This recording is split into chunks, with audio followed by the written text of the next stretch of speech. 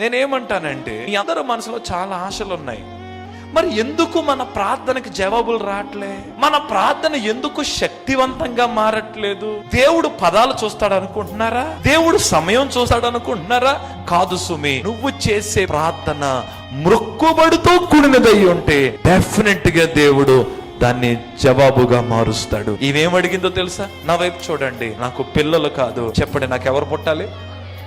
అందరూ మాట్లాడాలి. ఎవరు పుట్టాలి? మగ పిల్లోడే కా. పట్టేసిందంతే. బైబిల్ చెప్తుంది, మరసటి ఏట హన్నా కౌగిట్లో ఎవరున్నారు తెలిసిన? సమూయేలు అనే ఒక మగ పిల్లోడు ఆమె కౌగిట్లో ఉన్నాడు. ఆ తర్వాత ఆవిడేం చేసిందో తెలిసిన? నేను నిన్ను మొక్కుకున్నాను గనక నేను తీసుకెళ్లి మందిరంలో విడిచిపెడుతున్నానని సమూయేలు మందిరంలో విడిచిపెట్టింది.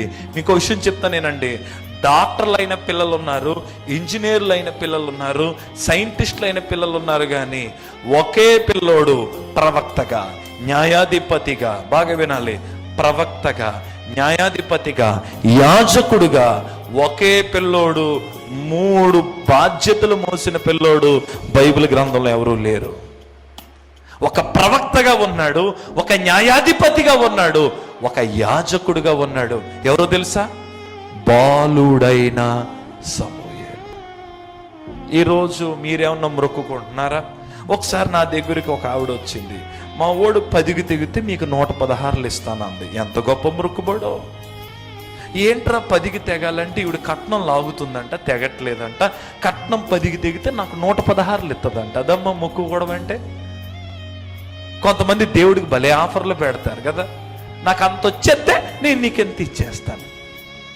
ప్రియులారా, ప్రభు నేను మనవి చేస్తున్నాను, ఈరోజు మీ హృదయంలో ఏం ఆశలు ఉన్నాయో, పాస్టర్ గారు ఆ ఉద్యోగం రావాలని ఆశపడుతున్నానండి, ఆ ప్రమోషన్ రావాలని ఆశపడుతున్నానండి, ఆ అప్పు తీరాలని ఆశపడుతున్నానండి, ఆ వివాహం జరగాలని ఆశపడుతున్నానండి, ఆ బిడ్డను ఎత్తుకోవాలని నేను ఆశపడుతున్నానండి, నా జీవితంలో అది కట్టాలని నేను ఆశపడుతున్నానండి, ఆ వ్యక్తి మారాలని నేను ఆశపడుతున్నానండి, ఆ జవాబు నేను వినాలని ఆశపడుతున్నానండి, అది జరిగితే చూడాలని నేను ఆశపడుతున్నానండి.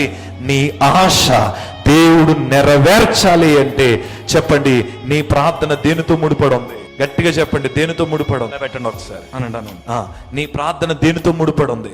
అప్పుడు అది శక్తివంతమైన ప్రార్థనగా